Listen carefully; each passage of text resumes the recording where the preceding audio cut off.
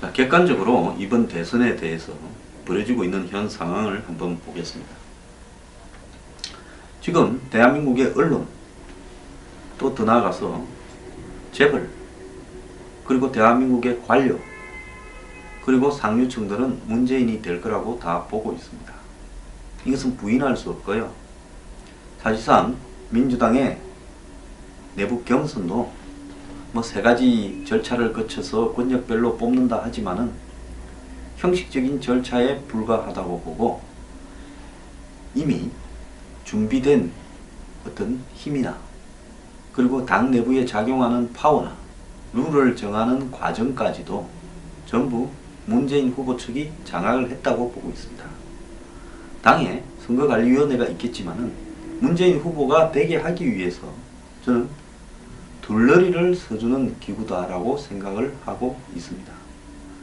이미 오래전부터 이 탄핵 촉불이 진행되는 와중에 그 힘을 이용해서 조직들이 다 구성이 되어 있습니다.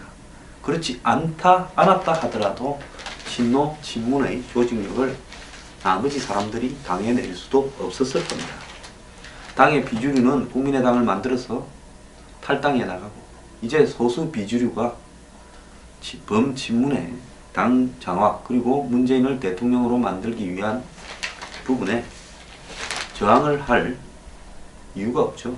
그래서 문재인을 위한 경선 방법이 만들어졌고, 세 가지 모양으로 현장 투표를 하고 대의원이 투표한다지만 당의 대의원이라면 그래도 당의 당비도 내고 많은 역할을 한 사람일 건데, 이 사람들은 10,000명대, 현장 투표는 1,000명대, 광주 권역을 이야기합니다.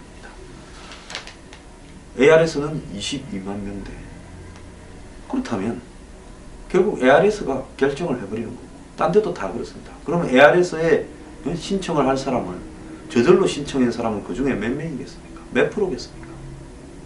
사실은 조직 동원으로서 ARS 신청을 한 사람이 대부분일 건데, 뻔한 이야기 아닙니까?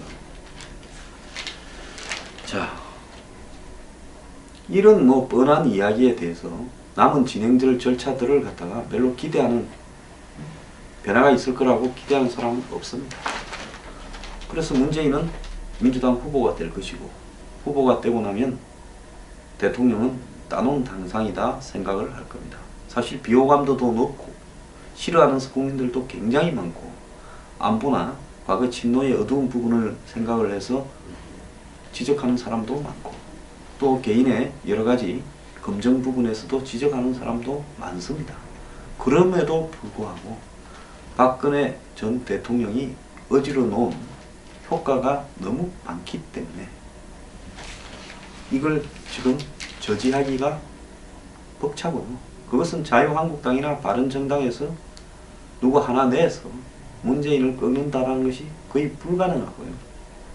그 다음에 여기에 하나 딜레마가 있습니다. 보수가 지금 두 개로 완전히 쪼개져 버렸어요.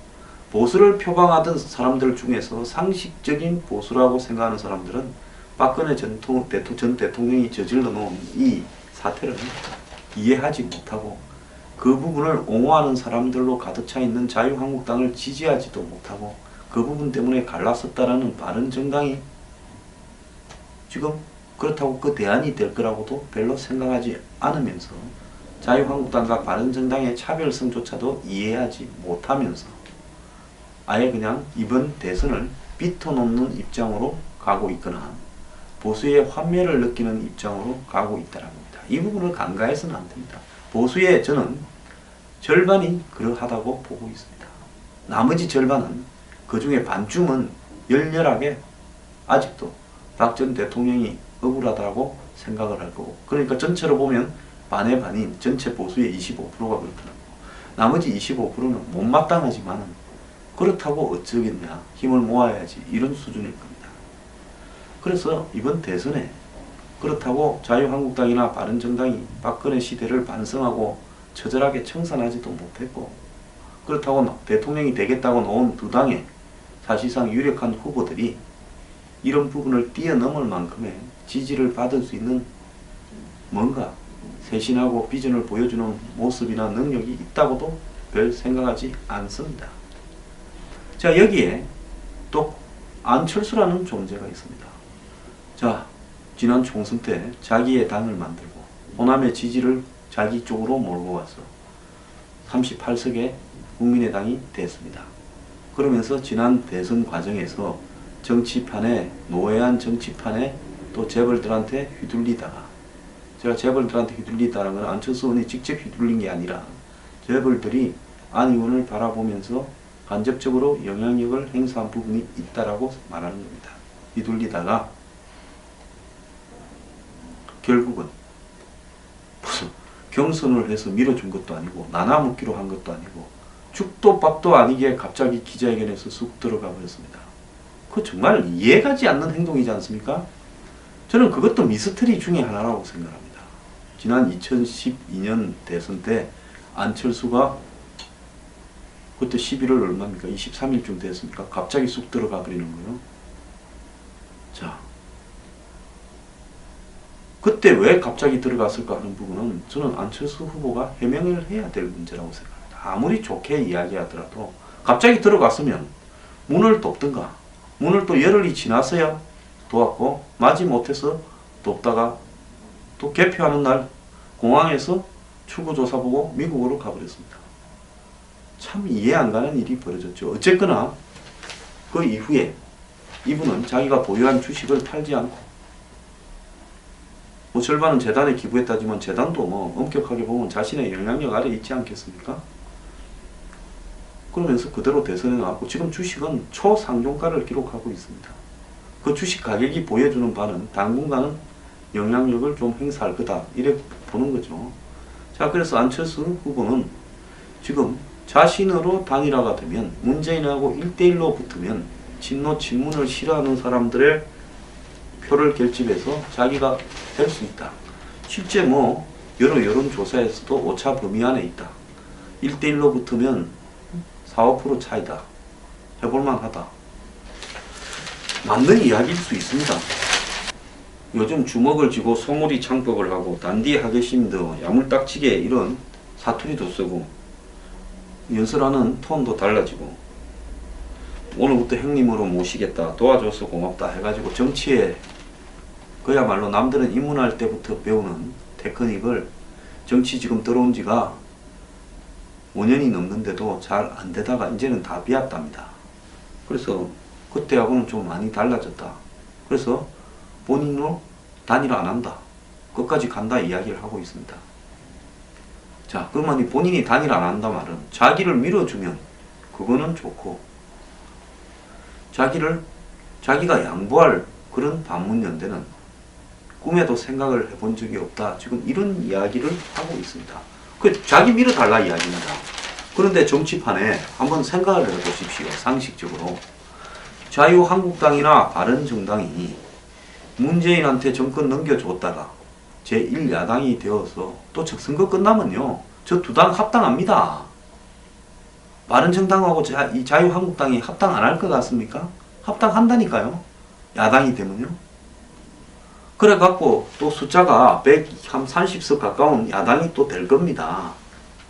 자, 그러면서 아주 끈질기게 문재인 정권을 또 물고 늘어지면서 또 문정권에 실책이 생기고 무슨 안보 문제라든지 경제 실정이 생기고 이제 뭐 또 거기도 또 비리한 사람이 나올 거고 흔들어 제끼다가 이제 박근혜 전 대통령이 탄핵이 당했으니까 좋지 않습니까? 네? 조금만 잘못해도 우리도 탄핵 당했으니까 이제 당신들도 탄핵이다라고 하고 또 개헌안도 통과시킬 겁니다. 이렇게 지금 친문 세력을 뺀 나머지 의석이 200석가량 될 겁니다. 그래서 대선 이후에는 그런 개헌안이 국회를 통과할 가능성이 저는 매우 높다, 이렇게 보고 있습니다. 그때 이제 질려버린 국민들이 국민투표에서도 개헌을 찬성할 거라고 보고 있습니다.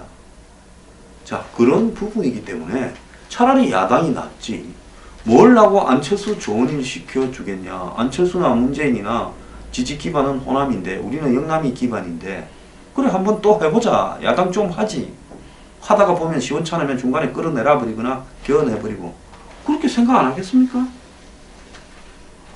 1대1 구도가 안철수 의원 잘 해보셔요, 우리가 다 밀어드릴게요, 이런 꿈같은 이야기가 있을 수 있겠습니까? 근데 안철수는 뭘 보고 자기를 밀어줄 거라고 그렇게 크게 착각을 하고 1대1로 붙으면 이기고 나는 절대 양보 안 하고 끝까지 간다 이야기합니까? 이런 자세를 가지면 1대1을 되지도 않고 할 필요가 없는 거예요.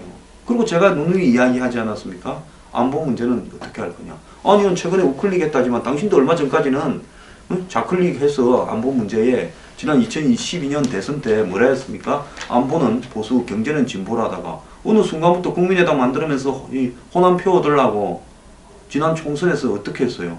2016년 4월 총선에서 거의 박지원 의원 대표 이야기하는 거나 안철수 이야기하는 거나 똑같이 이야기했습니다. 그런데 최근에 이제 대선 나서면서 이 친노 친문표는 자기한테 안 오고 제야표도 안 올 것 같으니까 중도 보수하고 보수 쪽에 표 잡으려고 우클릭 했잖아요. 그래서 지금 본인은 내가 버티기만 하면 이쪽은 나중에 다 절대 안 되니까 나한테 단일화 제안이 들어오면 결국 내가 해먹으면 된다 하고 생각할지 몰라요. 그런데 자유한국당이나 바른정당 입장에서 봤을 때 그래 같이 죽자 하고 선거 치렀어. 야당 하는데 39석인 야당이 낫겠느냐 130석인 야당이 낫겠느냐. 또 5년 뒤에 내가 이번에 2등만 하면 다음에 먹는다. 아니면 2등 못합니다. 3자 대결 되면요. 설사 2등을 했다 하더라도 제가 볼 때 다음에 대선이 자기 차례라는 보장이 없습니다. 그 30 몇 석 갖고. 자, 보수의 지지자들은 어떻게 생각하겠습니까? 야권 분열이라고 생각하지 않겠어요? 문재인 대 안철수로 둘로 갈라졌고 보수는 한데 뭉치면 이긴다. 이렇게 생각할 수도 있는 거예요. 그래서 본인이 2등을 한다라는 전제도 나는 쉽지 않은 전제라고 생각합니다. 지금 홍준표와 유승민이 단일화하고 둘이는 어쨌든 되긴 될 거라 봐요. 지금 티격태격하고 앉았지만. 그 다음에 거기다가 또 그 다음에 기존의 보수에서 이탈해서 상당수가 또 좀 돌아와서 표 좀 던져주고 하면 2등 하지요. 자, 그렇다면 안 의원은 지금 이번에 이 대선에서 문재인과 1대1 구도가 당연히 자기한테 돌아올 거라고 생각하는 환상을 접어야 될 때가 됐다는 겁니다. 자, 그걸 접고요. 안보 문제를 당내에 정리를 하고 그 다음에 본인이 될 수도 있고 안 될 수도 있다라는 그런 어떤 마음의 내림을 가지고 연정, 개헌, 임기 단축을 자기 스스로 공언을 하면서 진지하게 반문연대에 응하거나 아니면 끝까지 가서 재수 좋으면 2등 하는 길을 택하는 수밖에 없다라는 겁니다.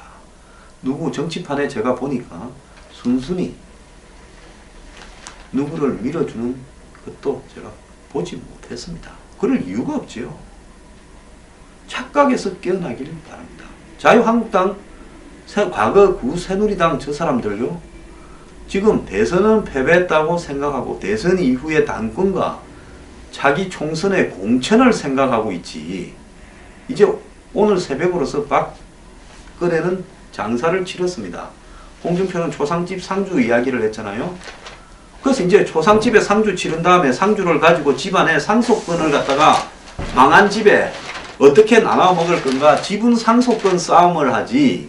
이 대선에 어쨌거나 문재인 꺾어야 되겠다 어쨌다 그런 어떤 생각을 가지고 끝까지 투쟁하겠다 이런 사람 없습니다. 그건 안철수 착각이에요. 자, 그래서 이번 이 대선은 그냥 보수의 입장으로 보면 끝까지 가서 화끈하게 지고 그런 다음에 또 길게 내다보면서 문재인이 스스로 망하지 않으면 보수가 잘해서 점수 따기는 어려울 거예요. 지금 저 실력이나 상태로 보면. 그리고 반성도 못했어요. 비전도 제시 못했어요. 인적 청산도 못했어요. 그래서 이 사람들은 좀 더 망해야 되는 것은 맞습니다. 그럼 문재인이 된다고 잘 할까요? 자, 되고 나면 5월 10일 날부터 임기가 시작된다는데, 지금 인수위 지금 법이 아직 통과도 안 됐습니다. 인수위 법이 불발됐어요. 자, 그러면 이번에 인수위는 그러면 어떻게 구성할 거냐? 5월 10일 날 대통령이 당선돼도 총리하고 장관은 지금 있는 사람이 그대로 합니다. 그리고 대통령 자신 임기 중에 인수위를 만들어서 그 법을 통과시켜야 되는 겁니다. 지금 법도 없어요. 그래가지고 그 법에 따라서 이제 장관이나 총리를 임명하는데 순순히 동의를 해주겠어요? 과반수만 반대하면 안 되는데 총리나 장관이 물론 장관은 임명을 할 수 있겠습니다만은 청문회에서부터 애를 미기고 비리가 터지고 이번에 또 안 그러겠습니까? 그렇게 돼 있어요. 장관, 총리 임명하는데 서너 달이 걸릴 수도 있습니다. 더 걸릴 수도 있어요. 자, 이런 상황에서 국정 운영이 원활하게 되겠습니까? 그래서 문재인 후보도 당선돼 봤자 국정 운영이 원활하게 될 리가 없다는 것을 알아야 되고, 그 다음에 안철수 후보는 저절로 자기로 단일화 해줄 가능성도 없다는 걸 알아야 되고, 자유한국당이나 바른정당은 야당에서 당권 잡으려고 하는 것이 속셈이다라는 것도 알아야 된다는 겁니다.